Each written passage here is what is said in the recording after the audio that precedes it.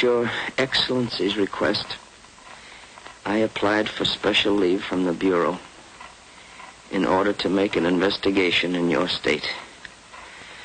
My notes contain all the essential facts. But my injuries make this transcription into a presentable manuscript painfully slow. When finally completed, I will submit the following as a full report on parole conditions which resulted in the release of dangerous criminals who at once returned to their lives of crime.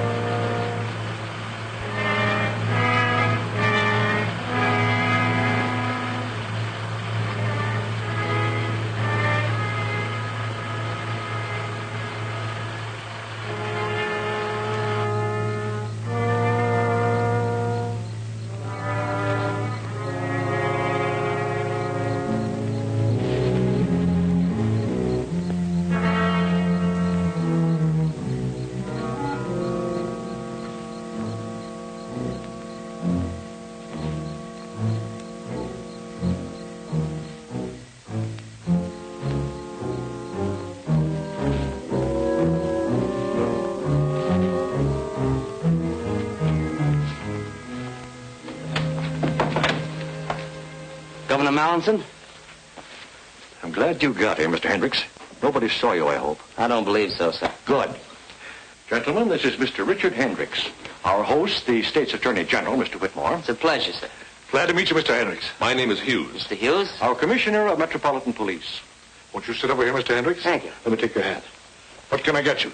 Oh, a little ginger ale, if you please. Right. Hendricks, all this secrecy may seem a little ridiculous to you, but you realize, of course, your identity must not go beyond the three of us in this room. It's only fair to warn you that our two previous investigators fared rather badly. We found one of them with enough lead in him to start a pipe factory. The other simply disappeared. Well, thanks for warning me. Oh, thank you, sir. You're welcome. Well, gentlemen, I left Washington in such a hurry that I wasn't given a very complete briefing on your particular problem. But offhand, I would say the trouble is in your parole board. During the past 6 months, prisoners of such low character have been paroled. I now suspect criminal conspiracy. Well, do you appoint the parole board, Governor? Yes, I do. Well, why not replace them? You see, those appointments are made for a period of 6 years, and nobody, not even the governor himself, can remove a board member for any reason other than proven malfeasance of office. I see. That kind of ties things up, doesn't it? Well, gentlemen, I've been figuring how to go about this investigation. Well, forgive me for pacing, Governor. I think better this way. As I say, I've been figuring how to go about this investigation, and I've come to the conclusion that I must pose as a parole violator. Oh, incidentally, does the name Richard Murdoch sound familiar to you? Richard Murdoch, he was in that payroll stick-up. His last job was the Milberg Trust Company holdup. Oh, yes, I remember now. Well, Murdoch was paroled and then quietly skipped the country. So quietly, in fact, that not even the grapevine has the information as yet. And you propose to assume the identity of Murdoch? That's right. Only I'll call myself Rick Carson, since Murdoch naturally would be using an alias. Now, as Murdoch, alias Rick Carson, I must become friendly with someone who has been through the parole mill in order to find out how his parole was engineered. Have you anyone in mind? No, but it should be someone whose parole was obviously bought. I figure that if someone pays for a parole, someone must receive the money. While you're working undercover as Richard Murdoch or Rick Carson. Carson, you'll have to avoid any contact with the police, even in an emergency.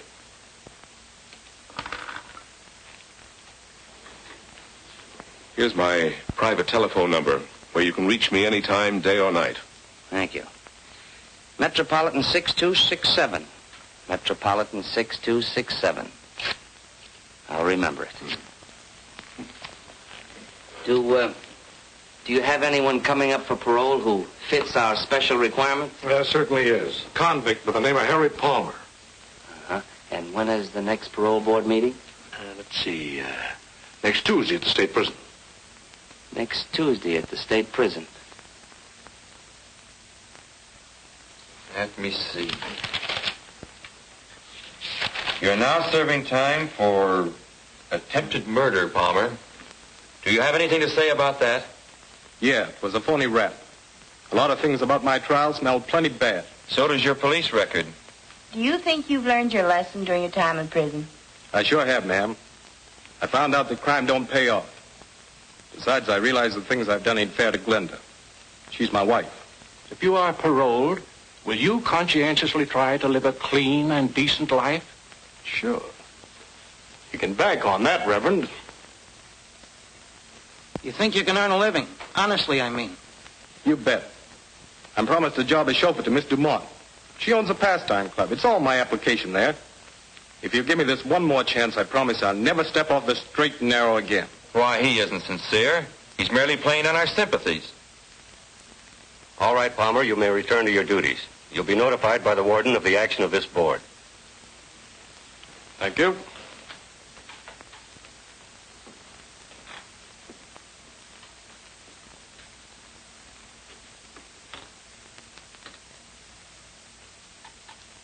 And I feel in my heart that Palmer is sincere. The poor man has never had a fair chance to rebuild his ruined life. Therefore, for the wife's sake as well as his, I favor paroling him. And what about you, Mr. Jones? It seems to me that keeping a man behind bars when he can earn a living is a needless waste of taxpayers' money. I vote for his parole. And your decision, Reverend? As you well know, I usually bend over backwards to give the misguided unfortunates a chance. But in the case of Harry Palmer, my conscience compels me to oppose his parole. And your decision, Mr. Perkins? Palmer deliberately broke the law. Not once, but many times. Freeing a man like Palmer makes a travesty of justice. I am positively against paroling him. Well, it seems we're evenly divided. 2 for and 2 against Palmer's parole. Consequently, as chairman of this board, it becomes my duty to cast the deciding vote. A decision like this must come from the heart as well as the mind. It must be tempered with humanity and understanding. I watched Palmer when he made his plea, and I'm convinced of his sincerity. In view of this, I must cast my vote with Mrs. Prescott and Mr. Jones in favor of Palmer's parole. This is an outrage, Holliday. At least a half a dozen times in the past few months you've done the same thing. I just don't understand. I'm entitled to my vote the same as you, Mr. Perkins. Now, Palmer will have served his minimum sentence on the 22nd of this month. His parole will become effective on that date. I learned that Palmer's wife, Glenda, was working as a waitress at the pastime club. So I decided to hang around. I'll delete that hang around. So I decided to drop around to the club to look the situation over.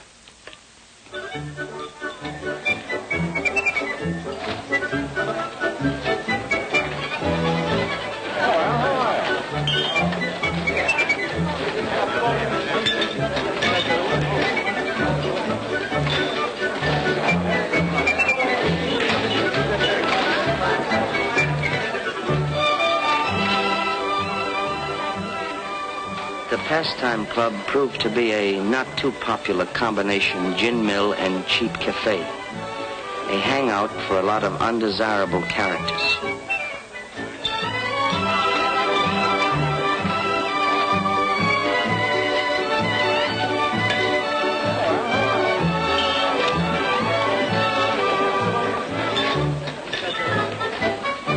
May I take your order, sir? Can't make up my mind. I'm a little undecided between a hamburger and a ham sandwich. Take the ham sandwich. You got a deal. Coffee, too? Yes, black, please.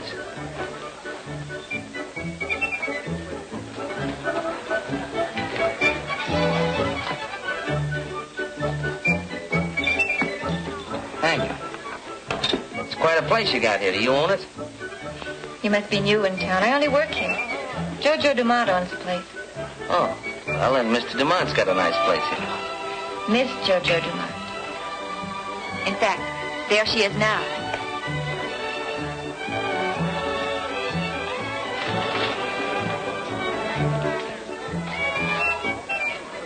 I learned from Glenda that the owner of the place was Jojo Dumont, a woman of striking personality who had her own apartment in the club.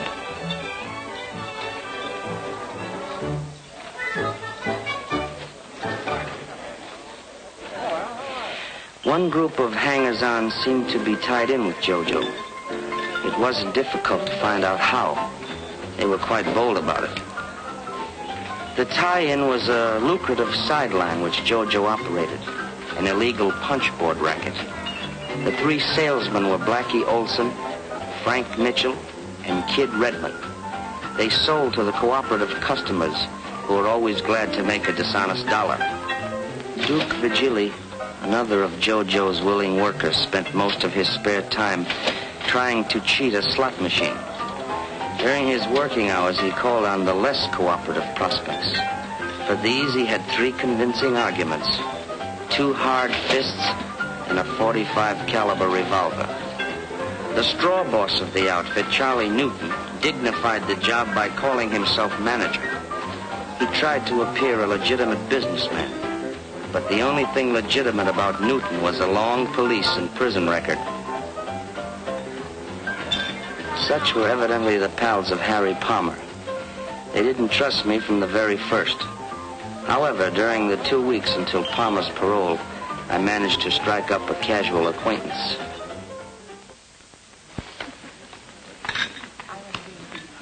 Never mind, cream cheese. Understand you've been around a little, Carson. A little, here and there. Stick around for a while? Maybe. All depends. On what? Maybe it depends on you, Newton. You run the joint. I thought you might have something in mind. Not a thing. Hi, boy. Besides, I'm only the manager. I don't own the place. Miss Dumont does all the hiring and firing. Uh-huh. Well, I guess I'll have to make it my business to get acquainted with Miss Dumont. Oh, that did it. Gin. That's 3 games. Never saw such luck. Lucked up. You play like a dope, kid. Am I right, Duke? He always plays like a dope. Yeah, he always can. 5 more. $15. I'll take you on, Carson. Okay, Mitchell, deal. What do you think of this mug, Carson? I haven't decided yet. Got something in your mind, Duke? Yeah, something very interesting. That'll keep. Kidding aside, though, I would like to make a connection. What kind? Oh, I'm not particular. I like the climate here. It's good for my health. What is your racket, Carson? Oh, anything that pays off. Hey, Frank. Yeah. Harry Palmer's back. Come to Jojo's apartment. I'll be right there. Keep the cars warm. I'll be right back. Yeah, I'll stack the deck while you're gone. I'll bet you would.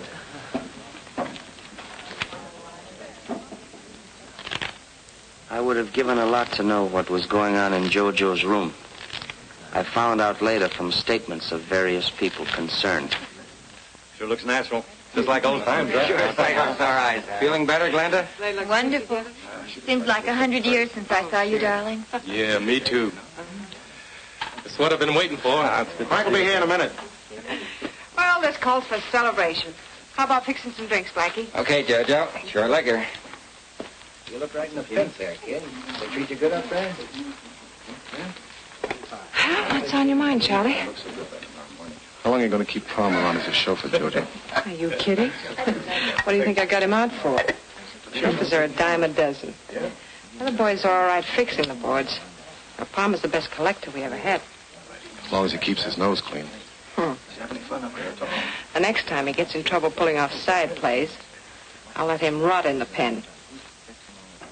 Hiya, Harry. How goes it, Frank? Oh, great to see you, old son of a gun. Papa's home, huh, baby? How does it feel? Feels grand. Glenda's been in a tough spot, but she came through okay. Yeah, but it's a lucky thing you got the parole just now. What do you mean by that, Crack? Oh, nothing, but there's been a guy named Carson hanging around the past few weeks, and he's been making a play for her. That's not true, Harry. Duke's the one who's been on the make ever since you went away. Me? Make a play for you? Ah, you're crazy. That'll be enough, Duke. I haven't met this character Carson yet. But I can tell you one thing. Glenda's been absolutely on the up and up. I knew that, but thanks for telling me, Jojo. Cork pop, folks. Help yourselves. On the house. I mean on Jojo. This bourbon? Uh-huh. Thanks, Barky. Right. Here's to you, sweetheart. Here's to us. What's Duke beefing about? He doesn't like Rick Carson. But I can truthfully say Carson never got fresher. Handed me a line. Forget it, sweetheart. Run along and change your dress. But hurry back. I won't be long. How do you feel, Harry? Pretty good. Hey, listen, Harry. I didn't mean any slur on Glenda, but... Forget it, Duke. Well, I've been keeping my mouth shut because I haven't got proof yet. But as sure as I'm standing here, that guy Carson's either a copper or a stoolie. I know every cop in the state. Well, he might be one of J. Edgar Hoover's boys. Carson's no more FBI than I am. That's all we need around here, a copper. Especially when business is just beginning to boom. He lives at the Colvin Hotel right down the street. Why don't we search his room? There must be something around to tip us off. I can get in. I know the night clerk. Sure. The kid and Blackie could investigate. Then we'd know exactly how things stand. JBI, that's me. JoJo's Bureau of Investigation. Hello, Mr. Carson. Oh, hello, Glenda. Say, this looks like the beginning of a second honeymoon. You like my new dress? Pretty sharp. Hope my husband will like it. Sure he will. Oh, here he is now. Honey, this is Rick Carson. Glad to see you, Palmer. Glenda was telling me about you. I was telling Harry how polite you've been. That's a great deal more than I can say about most of the customers. Oh, thank you, Glenda. That's a real compliment. See you around. Glad to, anytime. Good luck to you both. How long will it take to search Carson's room? No, it won't take over an hour. Only the clerk doesn't come on till 8 o'clock. Sometimes maybe a little later. Suppose I arrange to keep him occupied between 8 and 10. You haven't even met Carson. So you'll introduce me. I think I can keep him interested for a couple of hours.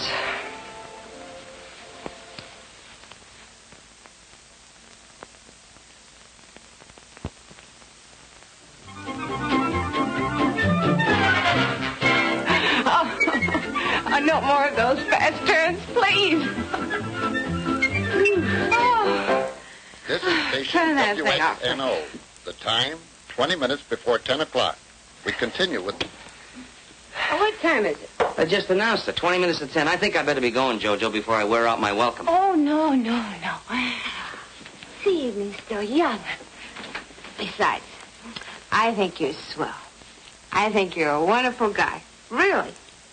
If you think I'm swell, you ought to meet my pal Monty. There's a real guy for you. Oh, I bet he ain't half as nice as you. What's his name? Monty Cooper. Oh, yeah, you said that. It's a nice name, Monty Cooper. Well, go ahead, call him up. Tell him to come on over. Oh, well, I couldn't do that. You see, Monty isn't in town. Oh, that's a shame. When's he coming back? Well, now, that all depends. Confidentially, Jojo, Monty's in prison. That's a shame.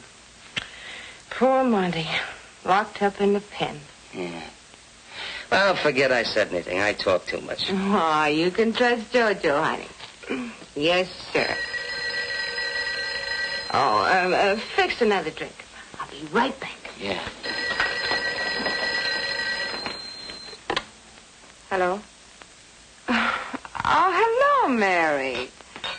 Oh, I'm so glad to hear from you. How you been getting along? Now listen, Jojo. We got the lowdown on that bird Carson, and we're on our way back. You better get rid of him. Oh, well, that's fine. I'll do that. Yeah, goodbye, Mary.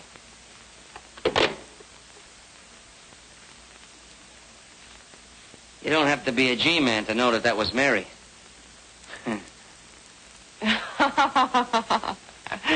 Oh, honey, you were listening. Yeah. Oh, no, I don't want any more tonight. Uh-huh. I can feel it coming. I'm about to be tossed out. You don't mind, do you? I'm beginning to get a terrific headache. I'll probably have one in the morning, too. Want an aspirin? No, thanks. Just my hat.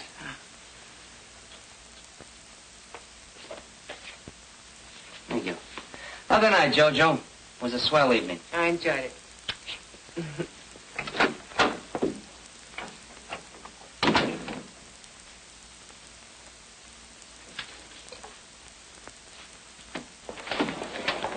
What'd you find out? Something very interesting. We got the dope on them all right. Oh, good.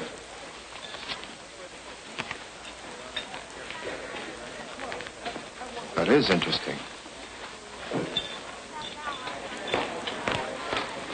Hi, Rick. Oh, Rick. Hi. How you doing? How's everything? What's up, Duke? I don't know. Oh, hello, boys. Well, let's hear it. What's the dope on Carson? What do you think of that? His name ain't even Carson. Richard Murdoch. Age 32, date of birth 9/15/16, Detroit, Michigan, as dark brown. Occupation mechanic. Yeah, it had me puzzled for a minute or two. Then it came to me. This guy Murdoch and a pal of his, a fellow named Monty something. Monty Cooper? Yeah, that's it, Monty Cooper.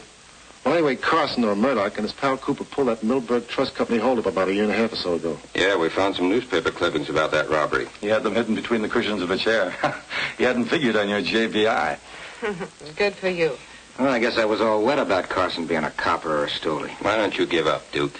You're always beefing about something. Okay, but don't say I didn't warn you guys if something goes wrong. Now, get this picture. This is the Millburg Trust Company, a real old broken-down joint. There's the flight of stairs where we came up. This is the vault here, a real old-fashioned camp. Well, those stairs made it a little tough because we had to back down them and we couldn't see who was coming up anyway. We come in here and there's all kinds of desks and places where you write out checks and so forth. There's quite a few people. Well, I heard them all over here in the corner. Keep them all together. Monty takes the cashier, forces him in over here, makes him open the vault. We open this little old-fashioned can, and what do you think we get? 50 G's. We back out of the joint and make for the car. 50 G's? Split two ways? Not bad. Mm-hmm. You see, Monty and I don't go in for big mobs. Hey, maybe you saw Monty up there. He was doing a heavy stretch. Yeah, I saw him almost every day. Talked to him a couple of times. But he didn't get overly friendly with anyone. Yeah, that's Monty, all right. Well, Harry, I'll tell you. I got another big job on tap. But I gotta get Monty out of prison before I can pull it off. That's tough to do unless you know the ropes. Besides, it takes $2,000. How do you know? I just know. Harry, I figure naturally you just getting out, you could kind of tell me how your parole was engineered. Now, I'm willing to cut you in for a third, and I'll pay all expenses. Yeah, I don't know. What's the matter? Ain't my dough as good as the next guy's? Oh, it ain't that, Rick. Look, I'll let you in on a little secret. Maybe you noticed the boys got kind of friendly the last couple of days. So? Well, they checked on you, and you're okay with most of them. But Duke's still holding out. He ain't satisfied you're on the up and up. Well, what's that got to do with me buying a parole through you? It's got a lot to do with it. JoJo's the first step, and unless she's sure of her ground, no dice. All right, so there's no dice with JoJo. And who's the next step? Now, wait a minute. Not so fast. I'm no squealer, Rick. Oh, but you do know who the higher-up is. Maybe. But I ain't saying.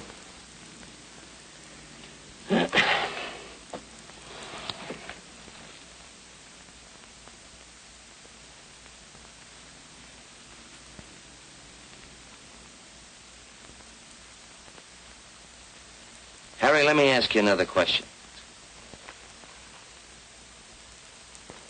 Who put up the money for your parole? Why, JoJo put it up. So the deal is I'm to pay her back. Oh, so she didn't put it up. She just advanced it to you. Yeah, that's right, but... Well, why cut in JoJo when you can easily go around her and pick up a couple of G's for yourself? All right, later on, if you want to cut her in, that's your business. You might have something there, Rick. At least it's worth it. Glenda's home. Don't say anything to Glenda. Hello, darling. Hi, baby. Why ever tired? We had such a busy day at the club. Oh, Rick, you're not leaving. Yeah, I think I better be going. Why don't you stay for dinner? Won't be very fancy, but you're welcome. Yeah, why not, Rick? Maybe some other time. You run along and get some dinner started, Donnie. I'll come in and help you in a minute, huh? Okay. Sorry you won't stay, Rick.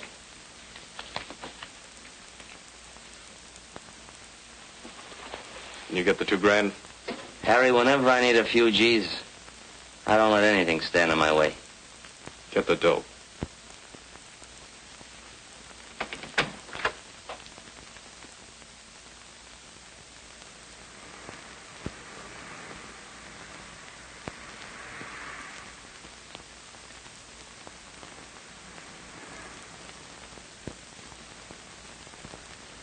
I called the commissioner and told him I was all set to buy a parole for a pal of mine named Monty Cooper, but I had to have $2,000. He agreed. But as the boys were somewhat suspicious of me, and in order to gain their confidence, it ought to look like I had pulled a stick-up. Go ahead, read it. Philanthropist. Well, anyway, robbed. Bandit ignores jewels. Gets $2,000 cash. Neil Ingersoll, civic leader, was held up last night and relieved of $2,000 cash by a bandit who claimed he was not interested in jewels. Ingersoll, returning home at a late hour from an auction of antiques. What's a diff? Which he had been attending, stepped out of his car outside his garage to find himself looking into the muzzle of a gun. That must have been Carson. What makes you think so? I don't think I know. The word passed through the grapevine that I'd pull that job. And the boys who hung out around the pastime club immediately started to accept me as one of the boys, as it were. Well, I turned over $500 to Palmer and went with him to make the contact for Cooper's parole.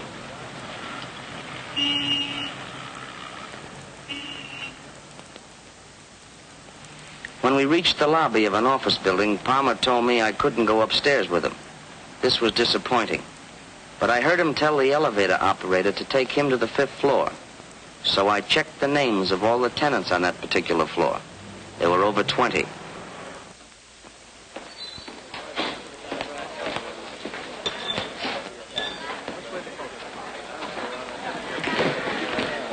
Miss Dumont in her quarters. Yeah. The jerk. Hello, Barney. Hello, Jojo. What's on your mind, darling? You seemed as cross as a bear when you phoned to say you were coming over. Somebody's talking too much around here. You mean me? I don't know whether it's you or Newton, but one of you is, and I don't like it. As a matter of fact, I won't stand for it. You've no reason to talk to me like this. I'm sorry, my dear. I don't mean to be discourteous, but I'm worried. For you as well as for myself. Just a little while ago, one of Newton's boys came over to my office and demanded that I get a parole for a fellow named Monty Cooper. Monty Cooper? That's the name he gave me, Monty Cooper. But Carson or Murdoch, whatever his name is, he knows nothing about our parole arrangements. Who said anything about Carson or Murdoch? The fellow who came to see me was Harry Palmer. He's double-crossing you, Jojo. I can't believe it. You can't, huh? Well, less than an hour ago, he laid $500 on my desk and gave me a long spiel about knowing that I was your lawyer and that you came to see me anytime you wanted to get anybody out of the pen. Naturally, I told him that he got his numbers crossed and I knew absolutely nothing about buying a parole. Thank you. Did that shut him up? For the moment. But he left the money and suggested that I think it over. Well, anyway, here it is. Buy yourself that bracelet you've been talking so much about. Thanks. I don't know what to say, darling. I haven't mentioned our connections to a soul. Of course, the boys know that you do handle my legitimate legal matters, but... The important point is how Palmer or any one of them know about my connection with the parole board. It's dynamite. If one of them should talk out of term, there's no telling what might happen. You need to tell me. I'll talk to Charlie Newton about it. He'll throw a scare into Palmer. He won't forget.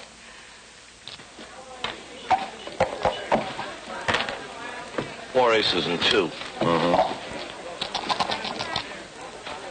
Harry Palmer just pulled a double cross on JoJo. Yeah? What'd he do? That's my business. JoJo says she doesn't want any rough stuff. But I'm running the boys, not JoJo. Yeah, but JoJo just got Harry out. So what? You're just as good a collector as Harry ever was. Huh. I should say I am. You name it. We'll do it. Okay. Tell you what we'll do. I'll call Harry on the phone, tell him to call me back from the corner drugstore. When he rings up here, I'll tell him to skip it, that I changed my mind. Now, when he's walking back to his house...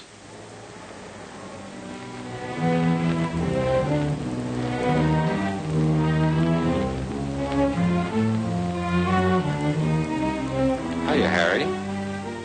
Hi, Blackie. What's cooking? You'll find out.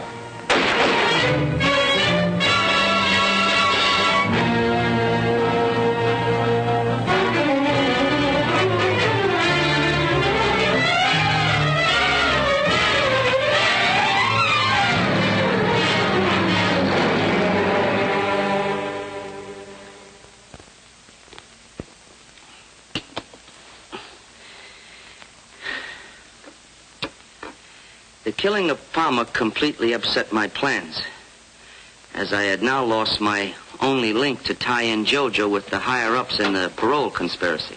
Well, how's the leg today? Oh, much better, thank you. Look. Take it easy. Okay. I'm a coffee lover. Oh, I see.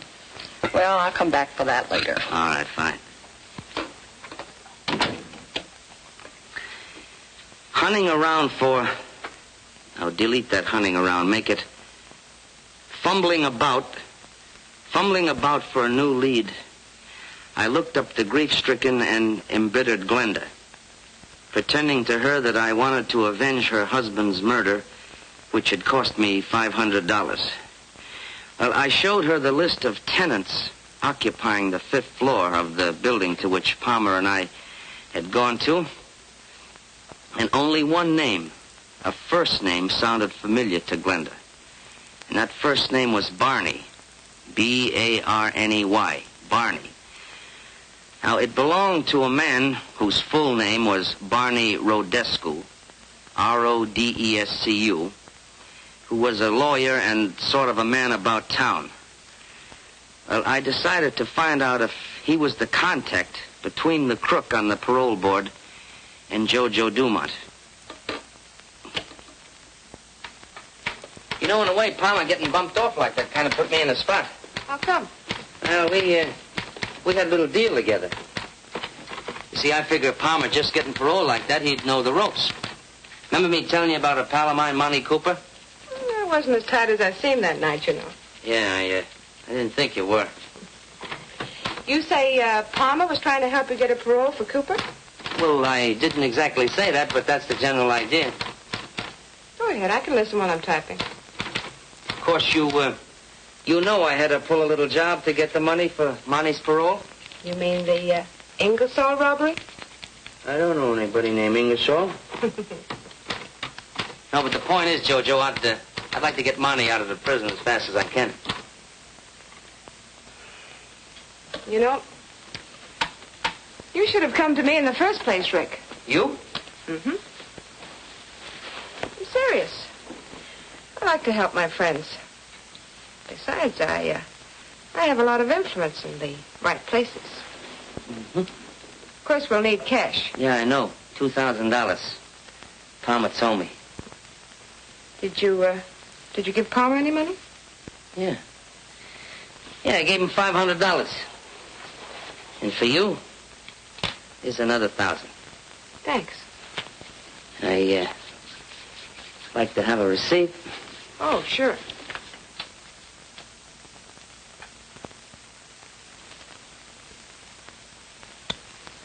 Here's your receipt. Hey, you know, that's not bad. Of course, it's a little expensive at $1,000 a throw, but it's not bad. And, what about the balance? The balance you get the day Monty's paroled from prison. It's a deal. Well, I guess that about winds up what I have to say. From here on, my future's in your hands. All I ask is that you give me a break. You needn't worry about not getting a fair break from this parole board. All right, you may return to your duties, and you'll be informed of our decision later. Thank you. Thank you very much, sir. That man should be put away for life. He's an habitual criminal. Why should the state have to support this man for life? That's the wrong attitude. I agree with Mr. Perkins. I'm opposed. The man deserves a chance. Every man deserves a chance. Once again, we seem to be evenly divided, thus making it my duty to cast the deciding vote. And you vote for Cooper to be paroled? I do. Mr. Holliday. It's my privilege. But, Mr. Holliday, it's obvious... the chairman's privilege to have his own opinion. The majority votes in favor of Monty Cooper's parole. He'll be released in 2 weeks to report for work at the Ainsley farm at Meadows. I move for adjournment.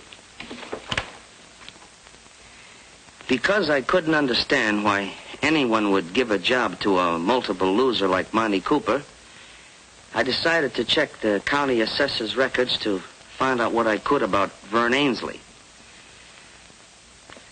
From the beginning, I had suspected Ralph Holliday of accepting the bribe to put through the parole. But with the information I had now obtained, I felt certain it was Rodescu who had offered the job on the farm to Monty Cooper. Suspecting the setup, however, was not enough. I still had to obtain the proof. That afternoon, I worked out a strategic plan.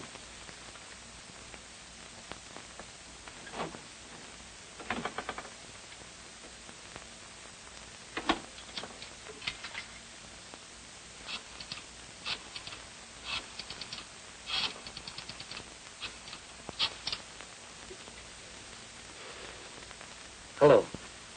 Commissioner. Commissioner, this is Hendricks. That's right. Well, yes, naturally, Commissioner, I'm going out to the Ainsley farm. Oh, incidentally, I told the boys at the pastime club that I would meet Cooper out at the farm. But, Commissioner, there's just one thing, and I hope you won't let me down on this.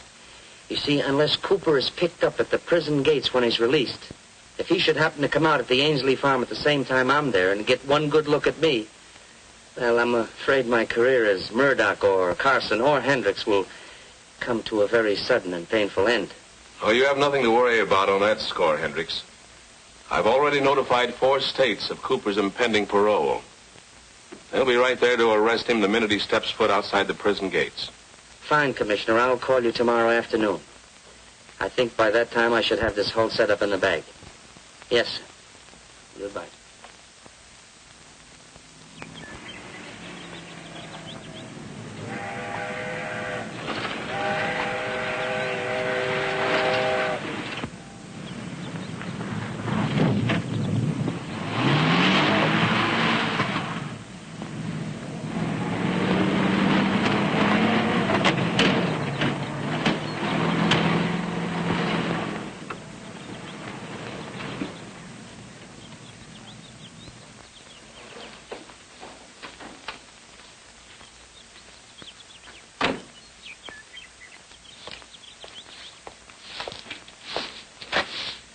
Ainsley?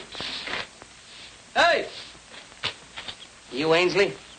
What do you want? Looking for Monty Cooper. Who? Monty Cooper. He's supposed to be working here. Well, he ain't. Nobody here by the name of Cooper. Now, look, Ainsley, I happen to know that Monty Cooper was paroled to work on this farm. Who told you that? Well, after all, I'm a pal of his. My name is Carson. Rick Carson? Well, I'm pleased to meet you, Carson. I'm glad to meet a real pal of Monty's, too. You know, confidentially, I put up the dough to spring him.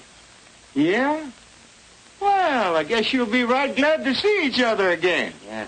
Only thing is, I don't expect Cooper much before tomorrow. You see, there ain't no other bus coming this way before midnight tonight. You don't know Monty very well, do you? If there ain't no bus, he'll take a taxi. And when he gets here, he'll ask me to pay for it.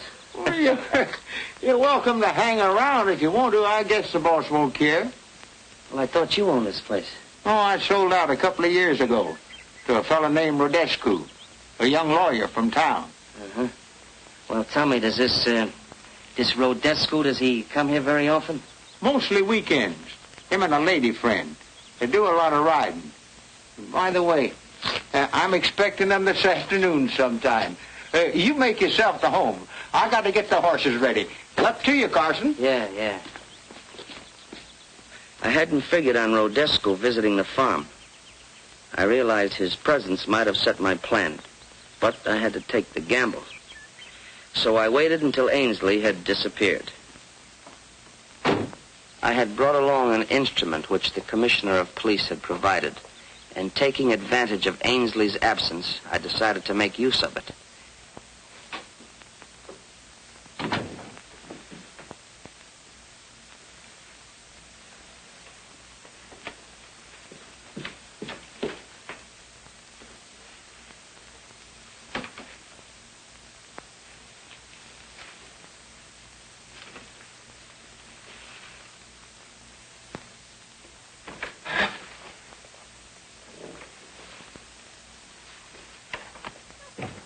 I quickly ascertained that no one else was near.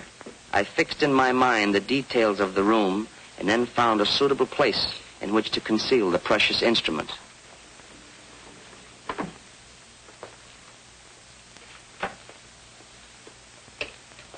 It was the latest type of sound recorder.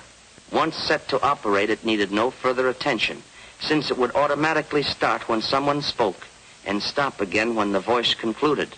It could pick up voice frequencies within a radius of 50 feet and could record continuously for 4 hours.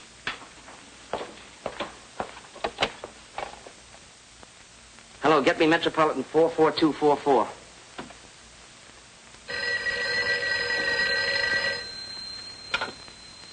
Hello? Hello, Glenda. Glenda, this is Rick Carson. Oh, yes, Rick. I think I know who's responsible for what happened to your husband. You do?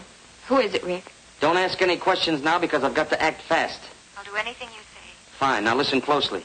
You know that list of names and addresses of the parole board members that I left with you this morning? Why, yes, I have it right here. Fine. Now I want you to send each one of them the following telegram.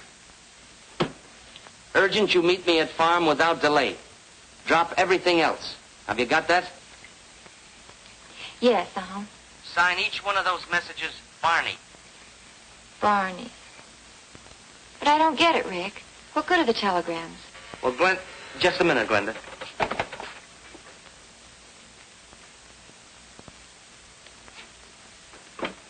Okay, Glenda. What do you expect to accomplish by doing this, Rick? Look, I can't explain now, but there's just one more thing. When you phone that telegram into Western Union, tell them you're Miss Bruce. She's Rodescu's secretary. I understand. Fine. Now, don't lose any time. When I get back to town, I'll come over and explain everything. Yeah. Goodbye.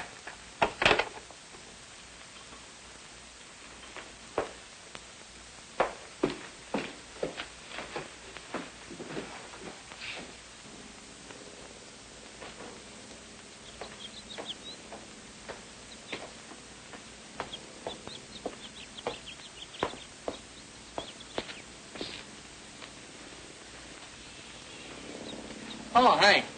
How about a glass of beer? Oh, no, thanks. Not right now. It's up to you. Thanks. I think I'll kill a little time and drive around the country. I'll stop back later and see if Monty got here yet. Suit yourself. Yeah, okay. See you later. Yeah.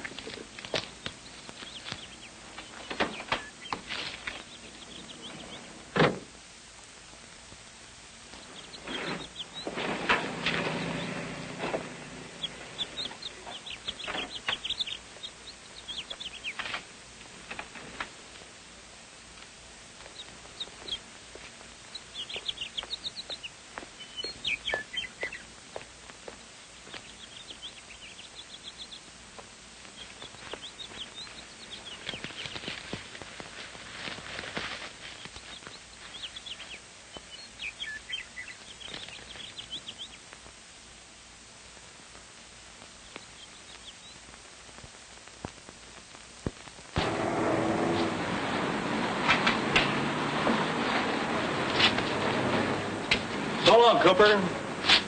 Take it easy. Yeah. You too, Screw. Good luck. Hey, Cooper. We've been waiting for you. Yeah, what for? We want to take you along with us. Who are you and what do you want with me? We're pals of Murdoch. Oh, that's different. Sure, we're taking you to see him. Oh, no, not me, boys. I'm slated to report to a place called Ainsley's Farm in Meadows. And I gotta go there before I do anything. Well, that's just where we're going. Murdoch's waiting for you there right now. He is? And he's mighty anxious to see you. Well, I'm mighty anxious to see him. Where's your car? Over there. Okay, let's go.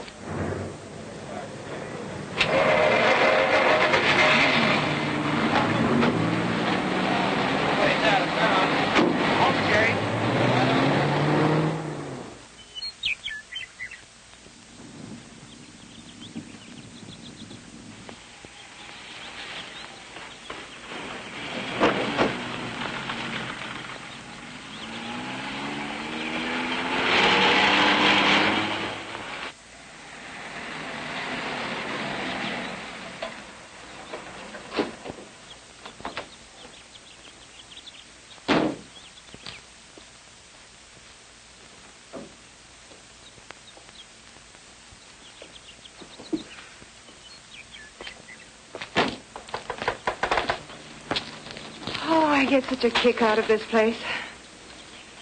So peaceful. Why do you think I keep it, my dear?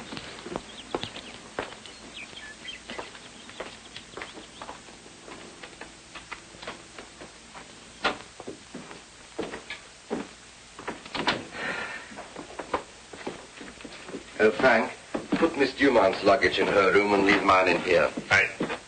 I'll take it. Thank you.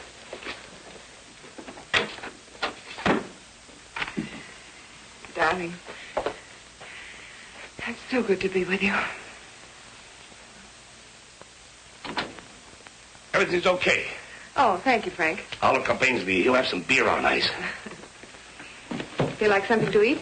No, thanks. Just a cup of coffee a little later.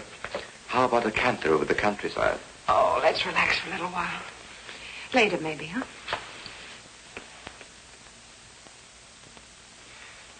Do you think the fellows could push enough punch boards to raise, say, an extra $20,000 in the next few weeks? They might, by putting a little extra pressure on their customers. Then I think they should. A powerful anti-racket committee is being organized to run us, among others, out of business. And a little extra money wisely spent might help considerably. I'll see that Charlie Newton starts them out on it Monday morning. Good. In asking Glenda to send those telegrams to every member of the parole board, I assumed that only the one member who was mixed up in the parole conspiracy would know what was meant by the farm and the signature Barney. Well, just at dusk, I had the keen satisfaction of knowing that my plan had worked. I had sent those telegrams in the hope of tricking Ralph Holliday into exposing himself. Holliday was driving that coupe. But instead of trapping one member of the parole board, I had caught two. But Titus Jones arrived in the car with my primary suspect.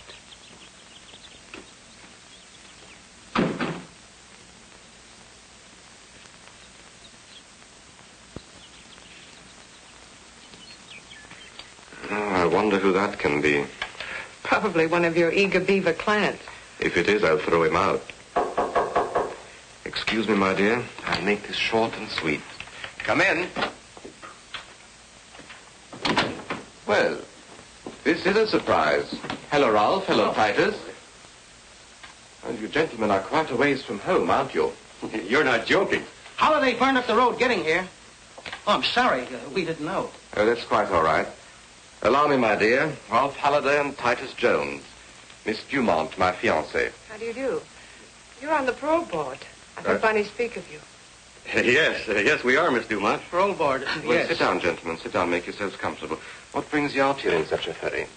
Why, we came in answer to your telegram. My telegram? I didn't wire you. What's that? You most certainly did. What does it say? Urgent, meet me at farm without delay. Drop everything else. Signed, Barney. Somebody must have got onto our parole board deal. We better clear out. Hold on. There's no use running off half-cocked. You better do a little checking first. I wish you would. How can you? And make it snappy. Hello, operator. Give me Ridgeway 84428. If my secretary is at home, we ought to be able to find out pretty quick. But it's Saturday. She probably has a date. Hello? Hello, Miss Bruce. Did you send any telegrams today to either Titus Jones or Ralph Holliday? You did not. Did you authorize anyone else to do so? You didn't, huh? I knew it was bad news the minute I received that message. Miss Bruce, I want you to check with Western Union right away and find out if you can who sent those telegrams and to whose account they were charged. Yes. Call me back at the farm the moment you have the information. Right. She'll call me back. Someone's on our trail, Barney. Have you told anybody about giving Holiday and me the money? Oh, don't be an idiot. You don't think I'd tip anybody off that I've been bribing the parole board? Maybe Mr. Holliday or Mr. Jones accidentally. Ridiculous. That's absurd. It could have been that jackass Palmer you had working for you. He only knew the connection between you and me. He knew absolutely nothing of your time with Holliday and Jones. Whatever the answer is, I don't like it. I'm getting away from here. So am I. This farm is poison. Just a minute, gentlemen. We're remaining right here until Miss Bruce calls back. We're safer here than anywhere else for the time being. I was confident the recording machine was doing its work. But to make the record admissible as evidence in court, I would have to swear that I had seen the people inside that room and to identify their voices. There was only one way to do this. Who can that be? Where can we hide? Relax, gentlemen. Come in. Oh, I'm sorry to bother you. I'm looking for a friend of mine. What makes you think he's here? Well, I was told he would be. My name is Carson. Oh, it's Rick Carson, darling. Let him come in. You needn't worry about him. Come in.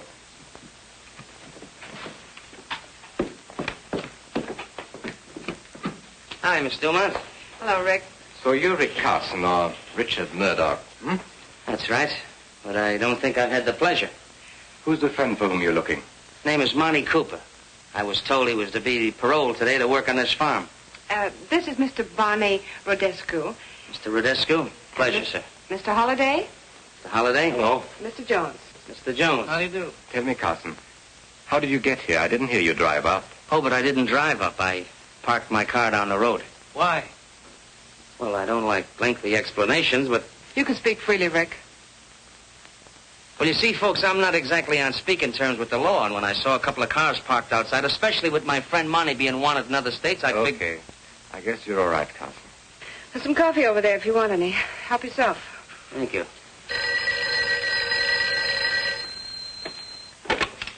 Hello? Yes, operator. Must be my secretary calling me back. Yes, Miss Bruce.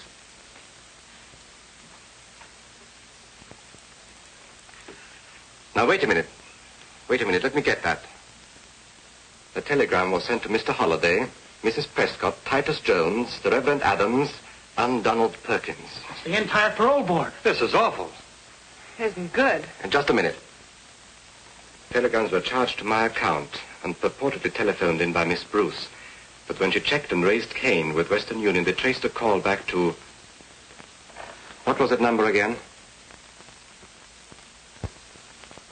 Metropolitan 44244. Did you find out whose telephone number that was? You couldn't, huh? Well, keep on checking, Miss Bruce. I know that number. You do? Metropolitan 44244. That's Glenda Palmer's number. A dirty little double-crosser. What does she think she's trying to pull? Something mighty dangerous for all of us, if you ask me. What was that number at your club again? Ellsworth, 36097. What are you calling there for? Get me Ellsworth 36097, please. What are you going to do? You'll see. Hello? Is Newton there? Let me speak to him. Hello? Hello, Dr. Newton. This is Dr. Rodescu. I want you to call on Glenda Palmer. Please, Barney, let's not get in deeper than we are. I want you to give her the same treatment that you gave her husband. Yes, it is a matter of life and death. Thank you, Dr. Newton. Killing Glenda isn't going to help. I'll get rid of her or anybody else who double-crosses me. Yes, that's right. Those states were notified in plenty of time to pick up Cooper on his release from prison. Yet the extradition papers arrived too late to arrest him. Any report on Cooper yet, Captain? Hold it a minute. He was picked up by 3 men who took him away in a car. After that, there's no report. Well, Cooper must be someplace. We've got to prevent him from reaching the Ainsley farm. Go ahead. I don't like this setup. No trace of Cooper, not a word from Hendricks. He should have contacted us long before this. He seemed certain he could wind up this investigation sometime this afternoon. Well, if we don't hear from Hendricks pretty quick now, I suggest contacting that Palmer girl. I don't want that boy to be number 3 on our list of casualties. That's right.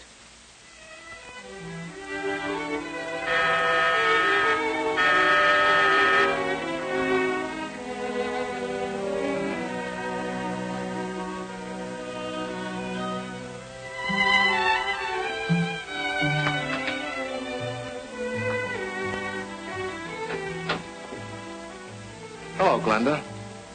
Oh, hello. I was expecting somebody else.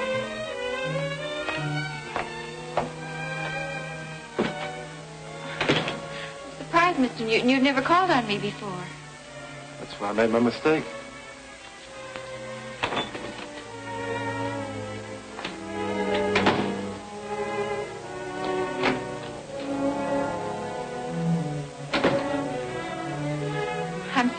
invite you to stay. I was expecting someone. He should have been here before now. Well, it's a shame he's late. Now when he gets here, he won't find you at home. What do you mean? We're going out, Glenda. With me. No, I couldn't. Well, after all I told you, I'm expecting someone. Get your coat. Please go. Get your coat. Shut your trap.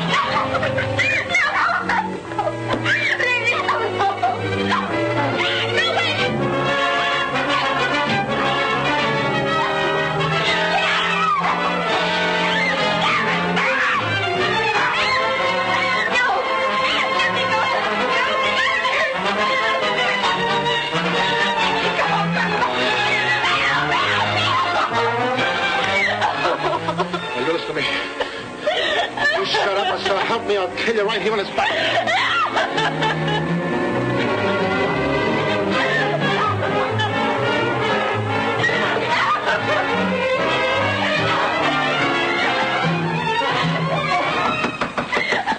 Mrs. Palmer, what's the matter in there?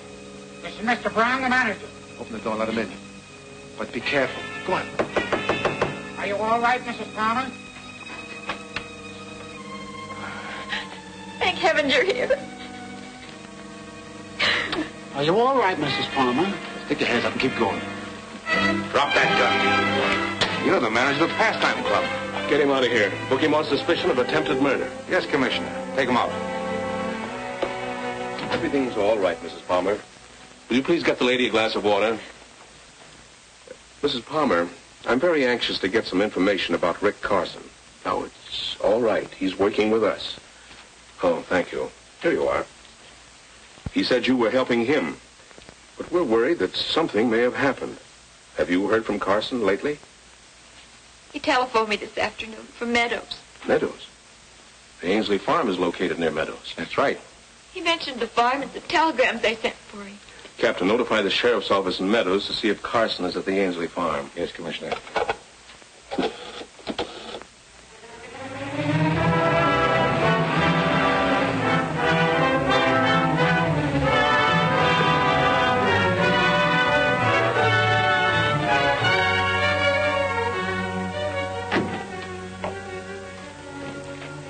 Jojo's here. I wonder who that other car belongs to. Never saw it before. We'll say hello and show him you're okay, but then we'll take a run into town. Fair enough. Well, Dr. Newton ought to have finished his treatment of Glenda Palmer by now. Oh, quite a joint you got here. Well, we picked up Cooper, and here he is. Hiya, gang.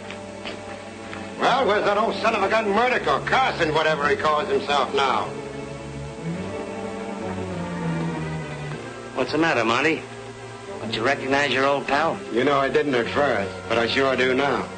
You're the guy who shut it out with me and a pal up in Wisconsin. It was you who put a slug through him. You're a federal agent. What did I say? That's right, I am a federal agent. And there's one thing they teach us, and that's how to use a gun. And the first one that makes a move gets it. Oh. I warned you, Mitchell. Anybody else? You see, the reason Cooper knew I was a federal man is because I once put him in prison. The very same prison that you very loyal citizens got him out of today. Looks like I'm going to have to put him back in again. But this time I'm going to give him a lot of company. I'm going to put you all in with him. But right now, ladies and gentlemen, I'm afraid I have to leave you. But I'll make you a promise. I'll be back again. Nice work, Ainsley, just in time. I heard you shot. I figured something was wrong. Kill that pal of mine. Stop the fight. Stop it. Put him in the chair. He'll be more comfortable here. Hey, Carson, here's some water for you. Now, speak. All right, Carson. Who put you on our trail? Well, I suppose we'll have to teach him how to speak. That's lesson number 1. He's stubborn. He'll need more than that. Ready to talk yet? Hit him again. We'll make him talk. Oh, why don't you shoot him and get it over with?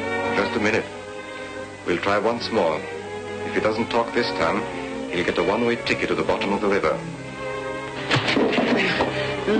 All right, Carson. This is your last chance.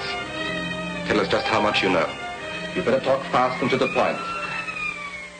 Sounds like police sirens. It is the police. What can we do? Don't let them find him here. Duke, Blackie, Kid. Take Cooper and Carson to the storeroom. Use the back way.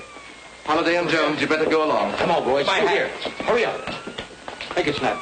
Now, you and I will be taking care of Frank, Jojo. All right. And remember, he was hurt in a hunting accident. Oh, shut up.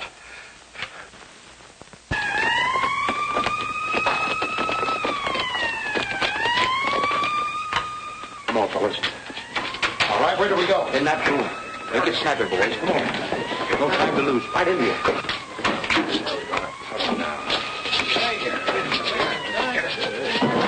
It's getting louder. They're coming in, all right. Quiet now. Lock it, boys.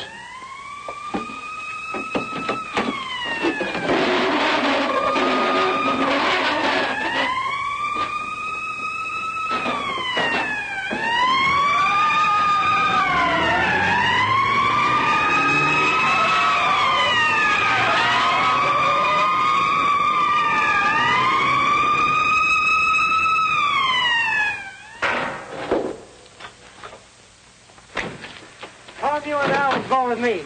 The rest of you look those cars over and see if you can find anything out here. Come on.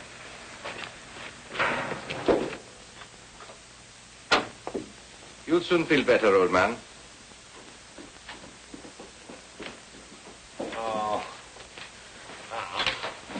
What's the trouble here? My guest was hurt in a hunting accident. We called a doctor. Oh. Well, we're looking for a man named Carson. Carson? I don't know him. There was someone here earlier today, before you came home, dear. His name was Carson. He said he was looking for a friend. Was his friend named Monty Cooper? That name doesn't mean anything to me either. He was just paroled from prison. He's supposed to report here for work. We haven't seen him. If you have no objections, we'll look through the house. Help yourself. Thank you. Let's look at him, then.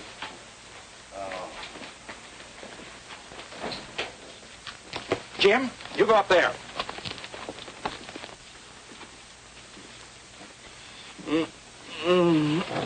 Shut up, you. One peep and I'll bust your mouth wide open. Gag him, Blackie. Thanks for your cooperation. I hope the doctor gets here soon. Good night. Good night.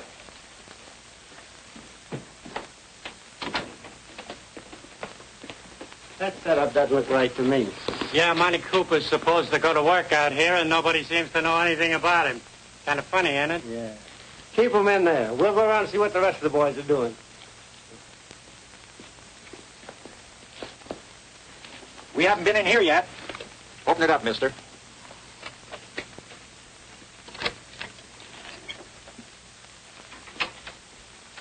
All right, boys, look it over. Kind of stuffy in here.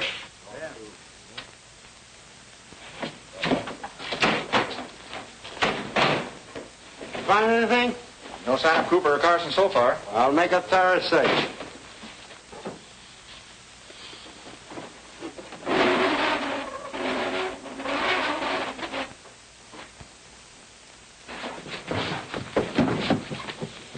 See, I told you there ain't nothing in here. That just about winds it up. Well, if Cooper shows up, I'll be glad to let you know. Okay, let's go, men.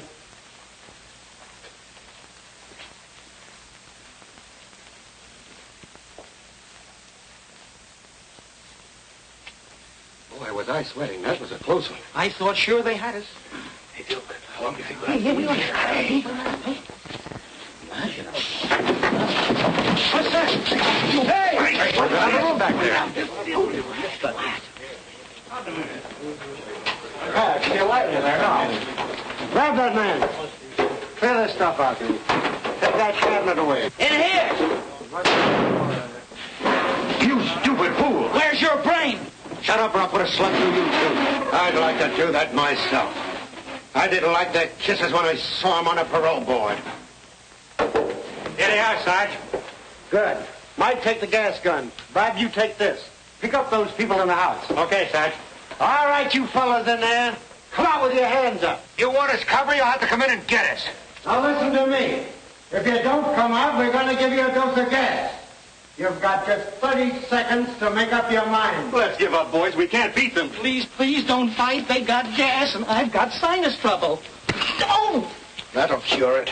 There are too many for us, Virgili. Yeah, want to get ourselves killed? What's the matter with you guys? You all yelling? No, but we're not all fools either. Come out one at a time with your hands up. I'll count to 5. If you aren't out by then, we'll open up on you. 1, 2, 3, 4. All right, you get going. Come on. Get going. Move along, come on. Come on, step on it there. Come on, move along. Keep those hands up. Let's see if there's anyone else in there. Right. Mr. Hendricks? Who shot you? Duke Vigili. We better call an ambulance. He's badly hurt. Yeah. Give me a hand here. I can't make it. Sure.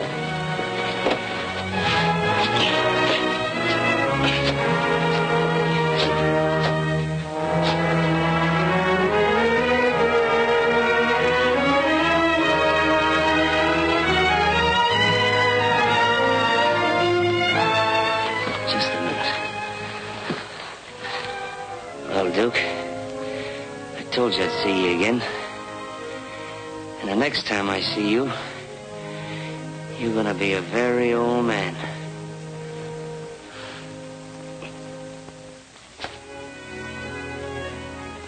Oh, yes.